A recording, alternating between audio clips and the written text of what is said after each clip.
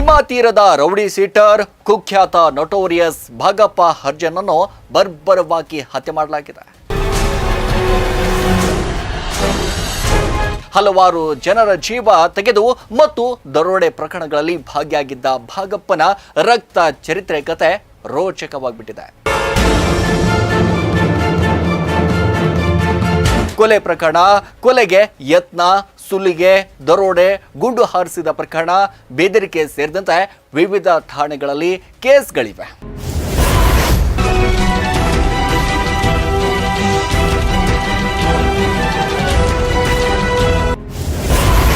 ಸಾವಿರದ 1997ರಲ್ಲಿ ಚಡ್ಚಾನ್ ಠಾಣಾ ವ್ಯಾಪ್ತಿಯಲ್ಲಿ ವ್ಯಕ್ತಿಯೊಬ್ಬರ ಜೀವ ತೆಗೆದ ಆರೋಪಿಯಾಗಿದ್ದ.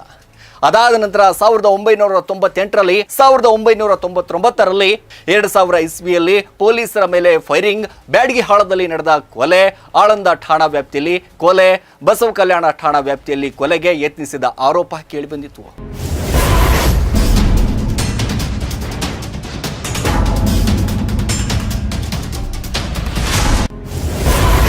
2001ರಲ್ಲಿ, 2003ರಲ್ಲಿ, 2017ರಲ್ಲಿ ಈತನ ಮೇಲೆ ಗುಂಡಿನ ದಾಳಿಯಾಗುತ್ತೆ.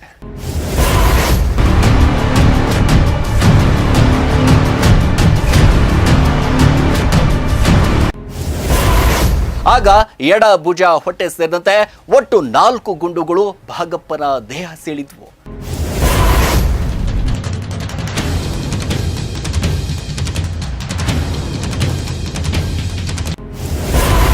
ಭಾಗಪ್ಪ ಹರ್ಜನ್ ಹತ್ಯೆಯಾದ ಬಳಿಕ Pintu alias Prakash WhatsApp status ಹಾಕಿದ್ದು, ಅದರಿಂದಲೇ ಅನುಮಾನ ಹೆಚ್ಚಾಗ್ಬಿಟ್ಟಿದೆ. ಈ ಭಾಗಪ್ಪ ಹರ್ಜನ್ ಹತ್ಯೆ ಬಳಿಕ ಪಿಂಟು ಅಣ್ಣ ನಿನ್ನ ಆತ್ಮಕ್ಕೆ ಶಾಂತಿ ಸಿಗಲಿ ಅಂತ ಸ್ಟೇಟಸ್ ಹಾಕಿದ್ದಾನೆ. ನಿನ್ನ ಆತ್ಮಕ್ಕೆ ಶಾಂತಿ ಸಿಕ್ತು ಅಂತಂದನು. ಆ ಆತ್ಮಕ್ಕೆ ಶಾಂತಿ ಸಿಕ್ಕದಂದ ಮೂಲಕ ನಮ್ಮ ಅಪ್ಪ ಸಹಾಯ ಕಾರಣಕ್ಕೆ ಅವ ಕೊಟ್ಟ ಇದಕ್ಕೆ ಸ್ಟೇಟಸ್ಗೆ ನಾನು ಅನುಮಾನ ಬಂದು ಅವ್ರಿಗೆ ಹೇಳಿಕೆ ಕೊಡ್ತೀನಿ. ಇಷ್ಟು ದಿನಗಳ ಕಾಲ ಶಾಂತವಾಗಿದ್ದ ಭೀಮೆ ಈಗ ಮತ್ತೆ ಧಗಧಗನೆ ಹೊತ್ತಿ ಉರಿತಾ ಇದೆ.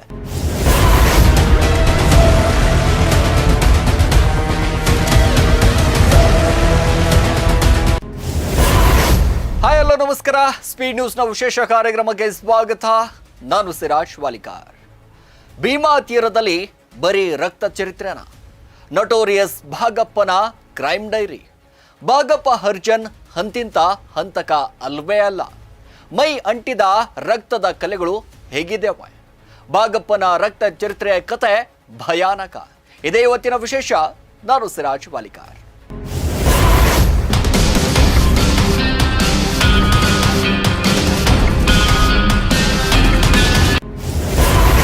ಭೀಮಾ ತೀರದ ರೌಡಿ ಶೀಟರ್ ಕುಖ್ಯಾತ ನೊಟೋರಿಯಸ್ ಭಾಗಪ್ಪ ಹರ್ಜನ್ ಅನ್ನು ಬರ್ಬರವಾಗಿ ಹತ್ಯೆ ಮಾಡಲಾಗಿದೆ. ನಿನ್ನೆ ರಾತ್ರಿ ವಿಜಯಪುರ ನಗರದ ರೇಡಿಯೋ ಕೇಂದ್ರದ ಬಳಿ ಮದೀನಾ ನಗರದಲ್ಲಿ ಕೊಚ್ಚಿ ಕೊಲೆ ಮಾಡಲಾಗಿದೆ. ಆ ಮೂಲಕ ಭೀಮಾ ತೀರದಲ್ಲಿ ಮತ್ತೆ ರಕ್ತದ ಕೋಡಿ ಹರಿದಿದೆ. ಕಳೆದ ಹಲವು ದಶಕಗಳಿಂದ ಭೀಮಾ ತೀರದಲ್ಲಿ ಸಂಚಲನವನ್ನ ಸೃಷ್ಟಿಸಿದ ಭಾಗಪ್ಪ ಹತ್ಯೆಗೀಡಾಗಿದ್ದಾನೆ. ಹಲವಾರು ಜನರ ಜೀವ ತೆಗೆದು ಮತ್ತು ದರೋಡೆ ಪ್ರಕರಣಗಳಲ್ಲಿ ಭಾಗಿಯಾಗಿದ್ದ ಭಾಗಪ್ಪನ ರಕ್ತ ಚರಿತ್ರೆ ಕತೆ ರೋಚಕವಾಗಿಬಿಟ್ಟಿದೆ. ಹಾಗಾದ್ರೆ ಯಾರು ಈ ಭಾಗಪ್ಪ? ಭಾಗಪ್ಪನ ಹಿನ್ನೆಲೆ ಏನು?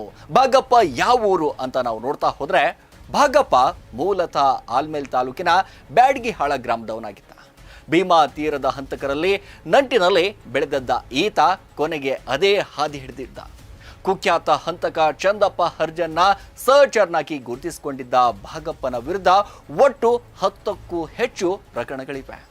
ಕೊಲೆ ಪ್ರಕರಣ, ಕೊಲೆಗೆ ಯತ್ನ, ಸುಲಿಗೆ, ದರೋಡೆ, ಗುಂಡು ಹಾರಿಸಿದ ಪ್ರಕರಣ, ಬೆದರಿಕೆ ಸೇರಿದಂತೆ ವಿವಿಧ ಠಾಣೆಗಳಲ್ಲಿ ಕೇಸ್ಗಳಿವೆ.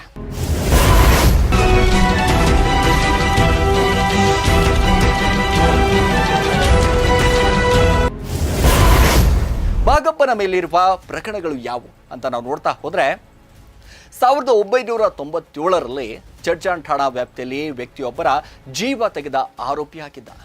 ಅದಾದ ನಂತರ 1998ರಲ್ಲಿ ಆಳಂದ ಠಾಣಾ ವ್ಯಾಪ್ತಿಯಲ್ಲಿ ನಡೆದಿದ್ದ 2 ಕೊಲೆಗಳ ಪ್ರಕರಣದಲ್ಲೂ ಕೂಡ ಈತನ ಹೆಸರು ಕೇಳಿಬಂದಿತ್ತು.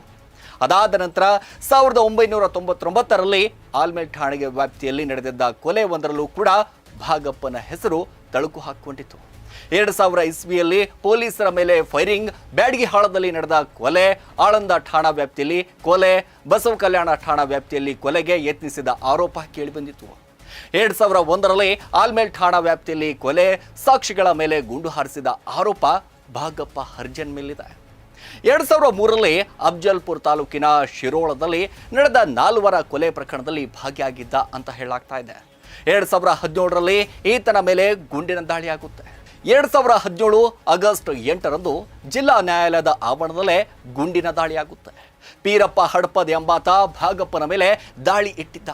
ಆಗ ಎಡ ಭುಜ, ಹೊಟ್ಟೆ ಸೇರಿದಂತೆ ಒಟ್ಟು 4 ಗುಂಡುಗಳು ಭಾಗಪ್ಪನ ದೇಹ ಸೀಳಿದ್ವು.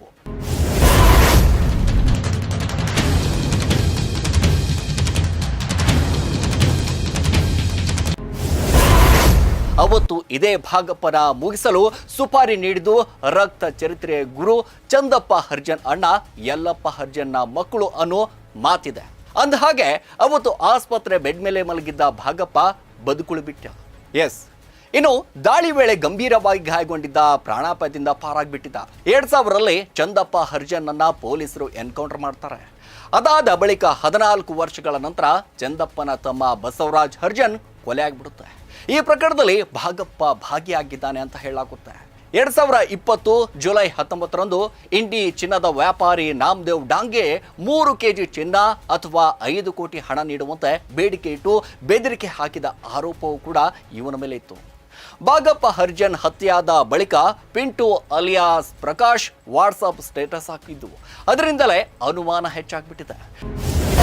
ನನ್ನ ಆತ್ಮಕ್ಕೆ ಶಾಂತಿ ಸಿಕ್ತು ಅಂತಂದನು. ಆ ಆತ್ಮಕ್ಕೆ ಶಾಂತಿ ಸಿಕ್ಕದಂದ ಮೂಲಕ ನಮ್ಮ ಅಪ್ಪ ಸಾಯ ಕಾರಣಕ್ಕೆ ಅವ ಕೊಟ್ಟ ಇದಕ್ಕೆ ತೆಟಸ್ಕಿ ನಾನು ಅನುಮಾನ ಬಂದು ಅವ್ರಿಗೆ ಹೇಳಿಕೆ ಕೊಡ್ತೀನಿ. ಪಿಂಟು ಭಾಗಪ್ಪ ಹತ್ಯೆ ಬೆನ್ನಲ್ಲೇ ತನ್ನ ಅಣ್ಣನಿಗೆ ಶ್ರದ್ಧಾಂಜಲಿ ಎಂದು ಸ್ಟೇಟಸ್ ಹಾಕಿದ್ದ. ಹೀಗಾಗಿ ಪಿಂಟುನಿಂದಲೇ ಭಾಗಪ್ಪನ ಕೊಲೆಯಾಗಿದೆ ಎಂದು ಗಾಂಧಿ ಚೌಕ್ ಪೊಲೀಸ್ ಠಾಣಾ ವ್ಯಾಪ್ತಿಯಲ್ಲಿ ದೂರು ನೀಡಲಾಗಿದೆ. ಭಾಗಪ್ಪ ಹರ್ಜನ್ ಹತ್ಯೆ ಸಂಬಂಧ ಪಿಂಟು ಅಗರ್ಖೇಡ್ ಮೇಲೆ ಪ್ರತೀಕಾರದ ಆರೋಪ ಕೇಳಿ ಬಂದ್ಬಿಟ್ಟಿದೆ. ಪಿಂಟು ಅಲಿಯಾಸ್ ಪ್ರಕಾಶ್ ಬೇರೆ ಯಾರೂ ಅಲ್ಲ, ಕಳೆದ ವರ್ಷ ವಿಜಯಪುರದಲ್ಲಿ ಕೊಲೆಯಾದ ವಕೀಲ್ ರವಿ ಅಗರ್ಖೇಡ್ ಅವರ ಸಹೋದರ. ವಕೀಲ್ ರವಿ ಭಾಗಪ್ಪನ ದೂರು ಸಂಬಂಧಿಯಾಗಿದ್ದ. ರವಿ ಸಹೋದರ ಪಿಂಟು ಸೇಡಿ ತೀರಿಸಿಕೊಂಡಿದ್ದಾನೆ ಅಂತ ಹೇಳಲಾಗ್ತಾ ಇದೆ. ವಕೀಲ್ ರವಿ ಅಗರ್ಖೇಡ್ ಕಳೆದ ವರ್ಷ ವಿಜಯಪುರ ಕೋರ್ಟ್ನಿಂದ ಹೋಗುವಾಗ ಇನೋವಾ ಕಾರ್ ಭಯಾನಕವಾಗಿ ಡಿಕ್ಕಿಯಾಗಿತ್ತು. ಸ್ಕೂಟಿಗೆ ಡಿಕ್ಕಿಯಾದ ಇನೋವಾ ಕಾರ್ ಸುಮಾರು 2ರಿಂದ 3 ಕಿಲೋಮೀಟರ್ವರೆಗೂ ರವಿಯನ್ನ ಎತ್ತಾಕೊಂಡೊಯ್ತು. ಭೀಕರ ಅಪಘಾತದಲ್ಲಿ ವಕೀಲ ರವಿ ಅಗರ್ಖೇಡ್ ಮೃತಪಟ್ಟಿದ್ದ. ಇದಾದ ಬಳಿಕ ಈ ಭಾಗಪ್ಪ ಹರ್ಜನ್ ಹತ್ಯೆ ಬಳಿಕ ಪಿಂಟು ಅಣ್ಣ ನಿನ್ನ ಆತ್ಮಕ್ಕೆ ಶಾಂತಿ ಸಿಗಲಿ ಅಂತ ಸ್ಟೇಟಸ್ ಹಾಕಿದ್ದಾನೆ. ಹೀಗಾಗಿ ರವಿ ಸಹೋದರ ಪಿಂಟು ಮೇಲೆ ಭಾಗಪ್ಪನ ಪುತ್ರಿ ಕೊಲೆ ಆರೋಪ ಮಾಡಿದ್ದಾರೆ. ಅವ್ರ ಮ್ಯಾಗೂ ಸ್ವಲ್ಪ ಡೌಟ್ ಹಿಂದೆ ಹೊಡೆದಾರ. ಮತ್ತು ಈಗೂ ಹಾಗೂ ಎಲ್ಲರೂ ಕೂಡ ಆಗಿರ್ಬೇಕ್ರಿ ಸರ್. ಈಗ ನಿಮ್ಮ ತಂದೆಯವರು ಇಷ್ಟೆಲ್ಲ ಭಾಗಿಯಾಗಿದ್ರು ಹಿಂದೆ ಒಂದು ಭೂಗತ ಜಗತ್ತಲ್ಲಿ, ಈಗೆಲ್ಲ ಬಿಟ್ಟಿನಿ ಅಂತ ಹೇಳಿದ್ರು ಅವರು. ಒಂದ್ಸರಿ ಎಲ್ಲಾನು ಬಿಟ್ಟು ಬರೇ ದೇವ್ರ ಸೇವೆ ಎಲ್ಲಿವೆ ನೋಡ್ರಿ, ಬರೇ ದೇವ್ರಿಗೆ ನೋಡ್ತಿದ್ರು ಅವ್ರಿಗೆ.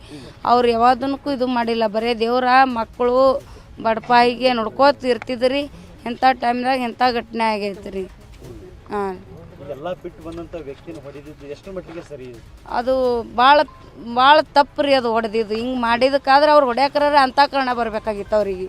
ಹಿಂಗೆ ಮಾಡಬಾರ್ದು, ಹಿಂಗೆ ಸೇವೆ ಮಾಡ್ಕೋತಿದ್ದಾನ, ಹಿಂದೆ ಏನಿದ್ನು ಗೊತ್ತಿಲ್ಲ. ಈಗ ಒಂದ್ಸಲ ಕೋರ್ಟ್ನಾಗ ಒಂದ್ಸಲ ಹೊಡೆದಿದ್ರು, ಅದೇ ಮಾಡಿ ದೊಡ್ಡ ತಪ್ಪ, ಈಗ ನಾ ಮಾಡಬಾರ್ದಾಗಿತ್ತು ಅಂತೇಳಿ ಅವ್ರಿಗೆ ಅನುಮಾನ ಮಾಡಬೇಕಾಗಿತ್ತು. ಅವ್ರು ಹಿಂಗೆ ಮಾಡಬಾರ್ದು ಅಂತೇಳಿ. ಎಷ್ಟೋ ನಕ್ಸಲರು ಎಲ್ಲ ಬಿಟ್ಬಿಟ್ಟು ಹೊಳಿ ಬಂದ ಸಮಾಜದಲ್ಲಿ ಸೇವೆ ಮಾಡಿ ಇವರೆಲ್ಲ ಬಿಟ್ಟು ಇವ್ರ ಹಿಂದಿರೋರೆಲ್ಲಾನು ದೇವ್ರ ಸೇವೆ ಮಾಡ್ಕೋತ ಎಲ್ಲಾರು ಸರಿಯಾಗಿದ್ದಿದ್ರು. ಈ ಬ್ಯಾಡಿಗಾಳದಲ್ಲಿ ಮಣ್ಣಿ ದೇವಸ್ಥಾನ ಕಟ್ಸಾಕಿದ್ರಂತಲ್ಲ? ಕಟ್ಟಿಸಿ 3 ಎಕರೆ 10 ಗುಂಟ ದೇವಸ್ಥಾನಕ್ಕೆ ಹೊಲ ತೊಗೊಂಡಿದ್ದಾರೆ ಸರ್. ದೇವಸ್ಥಾನ ಕಟ್ಟಬೇಕಂತೇಳಿ ಬರೀ ಭೂಮಿ ಪೂಜೆ ಮಾಡಿ ಬಿಟ್ಟಾರಿ. ಇವತ್ತಿಗೆ 2 ದಿವಸ ಐತ್ರಿ ಪೂಜೆ ಮಾಡಿ. ಕನಸು ಹಂಗೆ ಉಳಿತ್ರಿ. ಹಂಗೆ ಆಗ್ಬಾರ್ದಾಗಿತ್ತು ರೀ. ಅದು ದೇವಿದು ಮನುಷ್ಯರು ಮಾಡೋ ಪಾಪಿಗೆ ದೇವ್ರಿಗೆ ಏನು ಅನ್ಲಾಕ ಬರಲ್ಲ.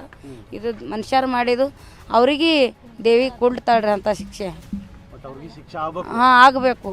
ನಿಮ್ಮ ಸರ್ಕಾರ, ನಿಮ್ಮ ಕಾನೂನು, ನಿಮ್ಮ ಕಾಯ್ದೆ, ನೀವು ನ್ಯೂಸ್ನವ್ರು ಎಲ್ಲರೂ ಕೂಡಿ ಅವ್ರಿಗೆ ಶಿಕ್ಷೆ ಕೊಡಬೇಕು. ನಿಮ್ಮ ಮನೆಗಳ್ದಾಗ ಹೆಂಗಾದ್ರೆ ನೀವು ಕೊಡ್ತೀರಿ, ಹಂಗದು ನಿಮ್ಮ ಮನೆಗಿನ. ಸೊ ಒಟ್ಟಾರೆಯಾಗಿ ನಾವು ನೋಡ್ತಾ ಹೋದ್ರೆ ಭಾಗಪ್ಪನ ಹಿಸ್ಟರಿ ಭಯಾನಕವಾಗಿಬಿಟ್ಟಿದೆ. ಒಟ್ಟಾರೆಯಾಗಿ ಭಾಗಪ್ಪ ಹರ್ಜನ್ ಸಾವನ್ನಪ್ಪಿರುವಂಥದ್ದು ಬಹಳ ಭಯಾನಕವಾಗಿ ಭೀಮಾ ತೀರದಲ್ಲಿ ಇದೀಗ ಹತ್ಯೆ ಆಗಿಬಿಟ್ಟಿದೆ. ಭೀಮಾ ತೀರದಲ್ಲಿ ಮತ್ತೆ ರಕ್ತದ ಓಕುಳಿ ಹರಿದು ಬಿಟ್ಟಿದೆ. ಇಷ್ಟು ದಿನಗಳ ಕಾಲ ಶಾಂತವಾಗಿದ್ದ ಭೀಮೆ ಈಗ ಮತ್ತೆ ಧಗನೆ ಹೊತ್ತಿ ಉರಿತಾ ಇದೆ. ಹಾಗಾದ್ರೆ ಈಗ ಪ್ರತಿಕಾರಕ್ಕೆ ಮತ್ತೆ ಪ್ರತಿಕಾರ ಆರಂಭ ಆಗುತ್ತಾ? ಭೀಮಾ ತೀರದಲ್ಲಿ ಇದೀಗ ಶಾಂತಿ ಮಂತ್ರ ಬರುತ್ತಾ ಅಂತ ನಾವು ಕಾದು ನೋಡಬೇಕಾಗಿದೆ. ಇದಾಗಿತ್ತು ಇವತ್ತಿನ ವಿಶೇಷ. ನಿರಂತರ ಸುದ್ದಿಗಾಗಿ ನೋಡ್ತಾರೆ ಸ್ಪೀಡ್ ನ್ಯೂಸ್ ಕನ್ನಡ. ಸುದ್ದಿ ನಿಮ್ಮದು, ವೇಗ ನಮ್ಮದು.